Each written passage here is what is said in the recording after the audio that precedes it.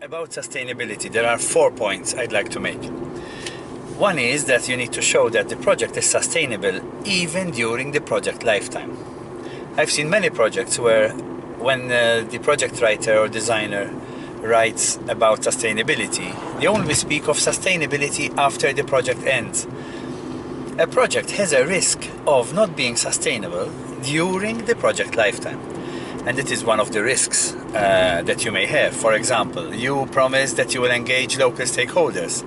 A risk is that you do not manage to engage the stakeholders because, when you write a project, you say, we will engage stakeholders, but you are really deciding for others. So even the choice of partners needs to have this in mind, that they can really engage stakeholders. This is what makes the project sustainable even during the project lifetime. Then, ideally, and this is the golden touch, is if your project is part of the sustainability of another previous project. For example, it is using results from another previous project. It's using a platform from another project. We have several examples of this. We have projects that started really 10 years ago, but then they kept on developing, and each time we had the luxury of writing that this project builds on the sustainability of a previous successful project. That gives you points. It also shows that you have sustainability as something very important, a priority in your mind. After all, you are using public money, so you have to be sustainable. It is part of your social responsibility. Then, sustainability is that when we mentioned innovation, we said your innovation does not have to be the solution of solutions. So, the fact that you show that your innovation you are proposing in the project can be transferred, can be further developed, can deserve further funding, that is also a good thing to show. Not to say it only, you need to show why. Another good story of sustainability is when the project outcomes and outputs can, and you need to show that they will be used even beyond the project lifetime by the partners, or that they can be also used by members of society, depending on the topic of the project, who are not in the partnership.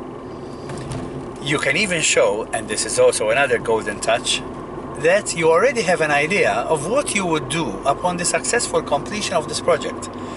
For example, you say, we're going to design this training, and the partners are going to explore how this form of training can be adapted to cover other sectors.